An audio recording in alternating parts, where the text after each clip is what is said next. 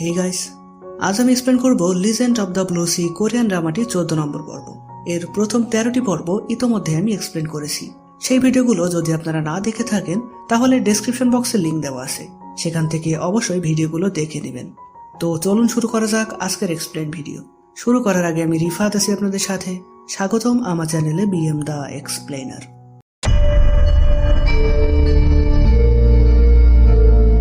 আগের পর্বে আমরা দেখেছিলাম চাষিয়া জানতে পারে যে তাদের বাড়ির কাজের মহিলাই হলো জুনজের মা।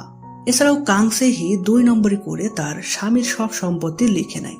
আর একদম লাস্টে আমরা দেখেছিলাম জুনজে তার অতীত জীবনের শেষ পরিণতি কি হয়েছিল সেটা জানতে পারে। পরিণতি জানার পর সে খুব কাঁদতে থাকে এবং ভাবে অতীতে আমি ওকে বাঁচাতে পারিনি। সে তখন কি কি দেখেছে সেই সবকিছু ডক্টরকে খুলে বললে ডক্টর বলে, তোমাদের এমন পরিণতি ঘটেছে কিন্তু তোমাদের ভালোবাসার কারণেই। তুমি বা জলপরি যদি একে অপরকে ভালো না বাসতে তাহলে কিন্তু এমনটা হতো না। তাই এ জন্মেও যেন একই পরিণতি না হয় সেজন্যই মেয়েটিকে তার আসল জায়গায় ফিরিয়ে দিয়ে আসো। কিন্তু জুনজে বলে, আগে যেটা পারেনি সেটা এবার হয়তো আমি পারবো, আমি ওকে যেভাবে হোক বাঁচাবো। এখানে দেখা যায় মা দিয়াং তখন সেই ডাক্তারের কাছে আসে এবং দরজার আড়াল থেকে জুনজের শেষ পরিণতির ব্যাপারে শুনে ফেলে। সে এখানে আসার কারণ তার অ্যাঙ্গার ডিসঅর্ডার সমস্যার জন্য সে এই ডাক্তারের থেকে চিকিৎসা নিত। আর এখন সে প্রায়ই জুনজে এবং জলপরীকে নিয়ে উল্টাপাল্টা স্বপ্ন দেখায় সে ডাক্তারের কাছে এসেছিল। কিন্তু ভিতরে সে জুনজেকে দেখে এবং তার পরিণতি সম্পর্কে শুনে সে সেখান থেকে চলে আসে। তো জুনজের পর ডাক্তারের কাছ থেকে বাড়ি ফিরে এসেই জলপরীকে খুঁজতে থাকে। জলপরী তখন বাইরে সেই পিঙ্ক অক্টোপাসটি বের করার চেষ্টা করছিল।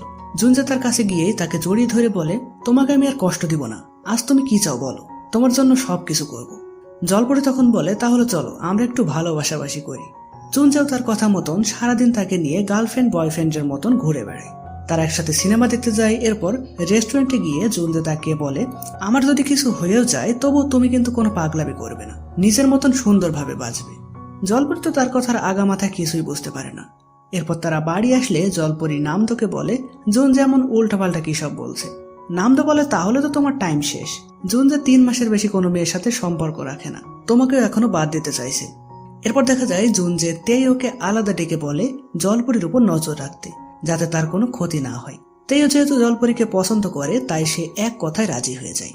এদিকে মাদেয়ং সেই মানসিক ডাক্তারের কাছে আবার আসে। সে বলে, আমি জানি জুনজে আপনার কাছে এসেছিল, সে ওর আগের জন্মের পরিণতি দেখেছে, আমিও আমার শেষ পরিণতি কি হয়েছিল সেটা দেখতে চাই। অন্যদিকে দেখা যায় জুনজের বাবা যেহেতু হসপিটালে এবং তার চোখের যে অবস্থা তাতে সে আর অফিস করতে পারবে বলে মনে হয় না, তাই তার সৎ ছেলে চিহুন অফিসে গিয়ে তার বাবার জায়গায় বসে। এরপর সে তার সৎ বাবার সাথে দেখা করলে তিনি তার কাছে জুনজের সম্পর্কে জানতে চায়, যে তার অসুস্থ হওয়ার কথা জুনজেকে জানানো হয়েছিল কিনা। চিহুন তাকে মিথ্যা বলে যে আমি ওকে বলেছিলাম, কিন্তু ও নাকি খুব ব্যস্ত, আপনাকে দেখতে আসার মতন সময় ওর নেই। মানে বুঝতেই পারছেন সে তার মায়ের মতনই বদমাইশ। তো এদিকে জুনজেকে দেখানো হয় সে তার আঙ্কেলকে দেখতে হসপিটালে গেছে। তার আঙ্কেলের জ্ঞান ফিরলেও সে নড়চড়া কিংবা কথা বলতে পারছে না। জুনজে যেহেতু অতীতে সবকিছু দেখেছে তাই সে বুঝতে পারে এই আঙ্কেল অতীতে তার বন্ধু ছিল। সে তাকে বলে, আপনাকে যে এই অবস্থা করেছে তাকে আমি অবশ্যই খুঁজে বের করব। সে মাদেয়ংয়ের একটি ছবি দেখিয়ে তার আঙ্কেলকে বলে, যদি এই লোকটা আপনার অ্যাক্সিডেন্ট করিয়ে থাকে তাহলে 2 বার চোখ বন্ধ করুন। তার আঙ্কেল তখন 2 বার চোখের পাতা বন্ধ করে। এছাড়াও তার এই অবস্থার জন্য তার আপন কেউ জড়িত কিনা জিজ্ঞাসা করলে সেটাও সে হ্যাঁ সূচক জবাব দেয়। জুনজে আরো কিছু জিজ্ঞাসা করার আগেই সেখানে চিহুন আসে। জুনজে তার কাছে তার বাবা কেমন আছে জানতে চাই, কিন্তু চিহুন তাকে মিথ্যা বলে যে বাবা এখন ভালো আছে, তিনি তার ব্যবসার দায়িত্ব আমাকে বুঝিয়ে দিয়ে বিদেশ চলে গেছেন, এমনকি তার সকল সম্পত্তিও সে আমার এবং আমার মায়ের নামে লিখে দিয়ে গেছে। জুনজে তার কথা শুনে স্বাভাবিক ব্যবহার করলেও মনে মনে সে অনেক কষ্ট পায়। তো এরপর আমরা চাষিয়াদের বাড়িতে দেখি জুনজের মায়ের পরিচয় জানার পর চাষিয়া তার সাথে অনেক ভালো ব্যবহার করছে এবং জুনজেকে তার কথা বলতে গিয়েও সে বলতে পারছে না।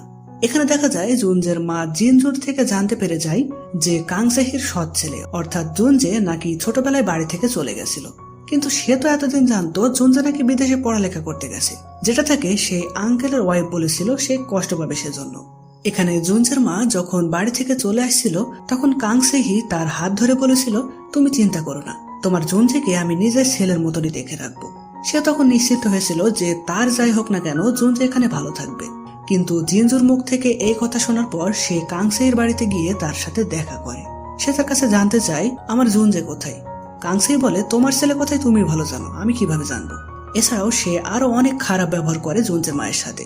জুনজের মা তখন মন খারাপ করে সেই বাড়ি থেকে চলে আসে। রাস্তায় তিনি খুব আনমনা হয়ে হাঁটছিলেন, তখন জলপরি সেখানে এসে তাকে অ্যাক্সিডেন্ট হওয়ার হাত থেকে বাঁচায়। এরপর জলপরি তার সাথে বাজার করতে যায়। এখানে দেখা যায় জুনজের বলা কথা মতন তেইও জলপরিকে ফলো করছে। ফলো করতে করতে সে যখন চাষিয়ার বাড়ি পর্যন্ত পৌঁছে যায়, তখন চাষিয়া সেখানে এসে বলে, তুমি আমার বাড়ির আশপাশে এসে ঘুরঘুর করছো, আমাকে মিস করছিলে নাকি? এখানে চাষিয়ার সাথে কথা বলতে গিয়ে তেইও জলপরিকে হারিয়ে ফেলে।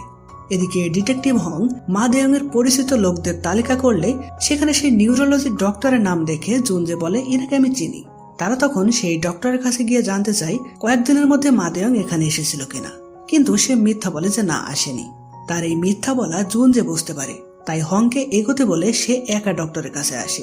ডক্টর তখন জানায় যে মা দেয়ং এসেছিল, তুমি যেমন অতীত দেখেছো সেও তার অতীত দেখে গেছে, কিন্তু অবাক করার বিষয় হলো তার ছড়া বর্ষার আঘাতে নাকি তোমরা মরনি। সেই সময় আরেকজনও নাকি বর্ষা ছুড়েছিল, কে ছুড়েছিল সেটা সে আমাকে বলেনি, তবে ওর কিছু ঔষধ নিতে ও আবার এখানে আসবে। জুনজে তাকে বলে মা দেয়ং আসলে সে যেন তাকে ফোন করে। তো যাই হোক, এরপর দেখা যায় জলপরি বাড়িতে ফিরলে তার হঠাৎ বুকে ব্যথা করতে শুরু করে। সে মনে মনে বলে হয়তো পানিতে নামতে না পারার জন্যই তার এমন হচ্ছে। এই কথা জুনজে শুনে সে তেইও এবং নামদোকে নিয়ে বাইরে থেকে ঘুরে আসতে যায়, যাতে এই সুযোগে জলপরি পুলে নেমে গোসল করতে পারে।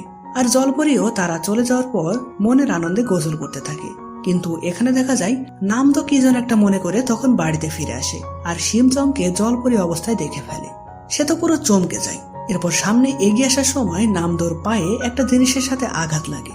তো শিমচংকে জলপরি রূপে দেখে তার মনে পড়ে যায় হসপিটালে তার পা ভাঙা রিপোর্টের কথা, সে মুখটা কোথায় পেয়েছিল সেই কথা, ইত্যাদি ইত্যাদি, যেগুলো নিয়ে তার আগে সন্দেহ হয়েছিল। তো সে অবাক হওয়ার পাশাপাশি অনেক খুশিও হয়, কারণ জলপরি কাঁদলেই সে দামে মুক্তা পাবে। এছাড়াও সে যদি সত্যিকারের মারমেড শোয়ের আয়োজন করে তাহলে মানুষ অনেক টাকা খরচ করে সেগুলো দেখতে আসবে। জলপরি তার কথা শুনে ঘাবড়ে যায়। সে ধরা পড়ে গেছে এটা ভাবা থেকেও সে বেশি চিন্তা করে নামদো যদি জুনজেকে বলে দেয় তাহলে জুনজে কি করবে। সেটা নামদোকে জিজ্ঞাসা করলে সে বলে, জুনজে তোমার আসল সত্যি জানলে ও এখনই দৌড়ে পালাতো।